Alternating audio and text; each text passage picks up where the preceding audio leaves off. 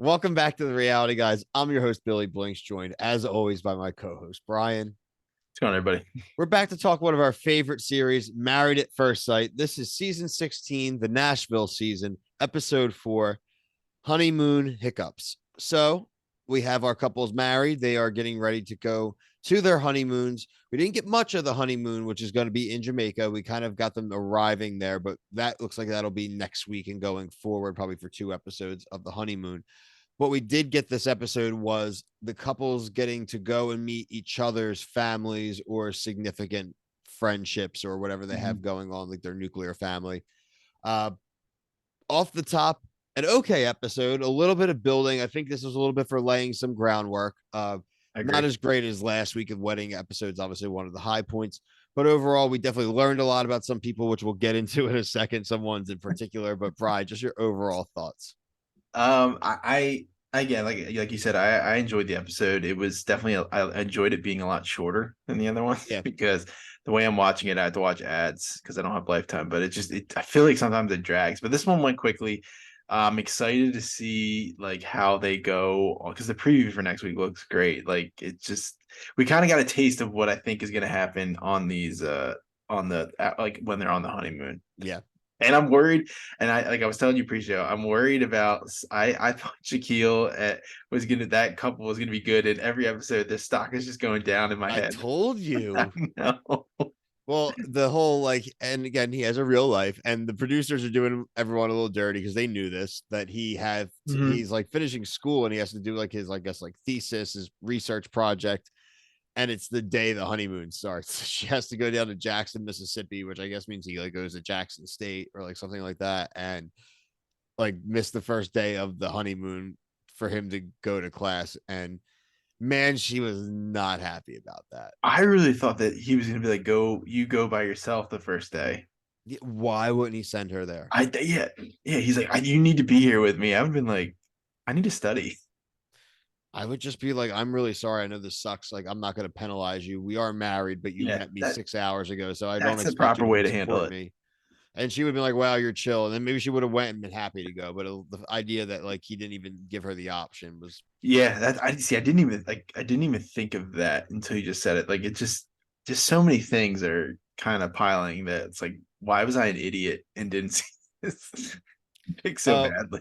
one thing I want to get pretty much off the top here too about this episode is the undressing scenes are ridiculous. They are so cringe, and they make all couples do it, and it's like rinse repeat. We have to watch it like 4 times in an episode or whatever. It's like enough. It's so awkward. I'm sorry, it is. It's so awkward.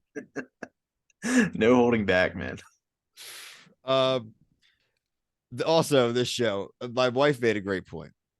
She was watching it with me, and she's like, "Could you imagine what this show would be like without like the baby making music? All like the smooth They love do. making the whole time, no matter what mundane thing they're doing, it doesn't stop." And I'm like, they didn't have this music, this show would be weird. Might be borderline boring without the music. One other thing that I really liked is Chris being accused of could still be a serial killer. Like I love that bit. That's the second time in like 3 weeks that there's been a serial killer thrown out there. There's like 96 serial killers in America or something. He might be one of them. And he just says it right to his face. Uh, oh, so we had our first super rude parent of the season interaction that we go to McKinley's mom. You said that too last week. I said that I thought that she was a major reason why he was single, and looks like Bingo. my alarms going off. I'm doing good so far. Yeah, you're like a prophet. I'm sussing the season out so bad. But one that we'll get to that I think you sussed out really well might be the Clint one, because it looks like she says that she's not attracted to gingers next week. And yeah, ginger, like, why would you?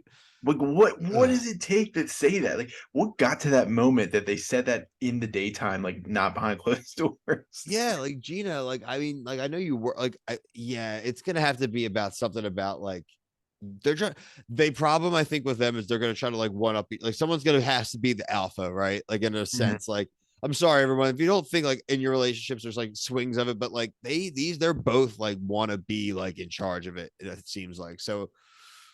That one, Brian, I think you might be right Do on. you also think with that couple, do you think it's wild that the first night they sleep together in the bed, he's just shirtless in bed with his like hairy ass shit? Well, especially now finding out that she's not attracted to gingers at all. Right. That's she has to be effing horrified, dude. It's her wedding night. She's got a dirty, hairy, big ginger, and she's Yeah. not into it. Yeah. And he's like, "Oh, Like come lay on me." It's like, "Oh God." like a dude from beyond the wall. Like, you know what I mean? Like, Teen Wolf. oh, um, Nicole. I like Nicole a lot. I like Me too. Nicole. Chris has got to just stop being such a nervous little bee, though, man. He's like, He needs to have sex. oh my, she literally would have had sex with him literally right then. He should have just been like, do we have to wait? And she would have been like, no. He Like, needs, yeah, he needs to oh, turn on the serial killer vibes. yeah, he needs to get a little bit more serial killery. Her family freaked me out though. Yeah, Family seemed like it was like the Texas Chainsaw Massacre family, or like look up the family from Resident I was Evil just gonna 7 say that. and pop them up, Brian. That's who it is. Creepy freaking family. I'm trying so hard not to curse. I'm doing so good. Resident Evil 7, I think is what it is. It is. Yeah, it's Resident Evil 7 Biohazard. They're in the bayou, that family. I forget their names off the top of my head, but I think also another funny thing is like yeah, that Christmas family says don't drag it out. Like Yeah, if you're not yeah, feeling right. it, He's just like don't so drag it out. yeah, like he's like he'll be disappointed to just like kill it. They're like burying their poor son. They're like, he's sensitive, he's soft, like he invests too much. I'm like, oh my god, stop. Yeah, Like just like save that stuff. stop burying people.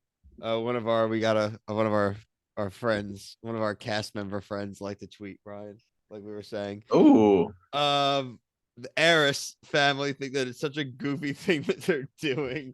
I guess it's what her like his friend, right? Because he's an only child. you say So like, Eris? yeah. I think it's his cousin. Okay, so it's like his He acts cousin. like a smitten lover. The way that she like They has think opinions on her. they think Val's fake AF, and I that bothered me a little bit. Like they're like, "Why do you have an answer for everything?" And she's like, Well, I knew I was going just to be because on it's like the." this show. She's like, "Cause it's what I think." Like, just because you're like confident in your answers Right. doesn't mean, in my opinion, that you're prepared and fake. They're doing a lot of projecting on this chick. I feel like. Yeah, I don't think she's done anything wrong. Like look, just people just have it really is just like you don't agree with the process. Just say it. Don't like beat up on her. Like your brother or your cousin did or your brother or cousin did the exact same thing. So like how can you judge her and not judge him? Just some cleanup points I have here for the episode. Really crappy story with Nicole and the cigarette burn. If you Yeah. love me, let me cigarette burn you. Yeah, wild. Wild. McKinley complaining about sorry, Mac Kinley complaining about not being first class. Red flag. OBJ. And then I thought the funniest line of the episode actually was from Chris when they were on the charter bus and he said we had sex, which wasn't true, but they all were like, oh, Wait, I thought McKinley said that. was that McKinley? I thought it was Chris. I think McKinley. No, yeah, I think it was McKinley. Chris would never. Oh, I'm pretty sorry. sure it was McKinley. All right. Well, McKinley, you get a half a point back, 5 points back to Slytherin. But yeah, that's overall. Again, I think next week is like you said, Brian. Next I'm week, excited. pop off next I'm week. excited. Make sure you like, subscribe. Let us know like what couples you like, which ones you think are going to make it and not make it. Check out all the other things that we are covering, including MILF Manor, The Bachelor, The Challenge. What else did we just do? We Are you the literally one? just did.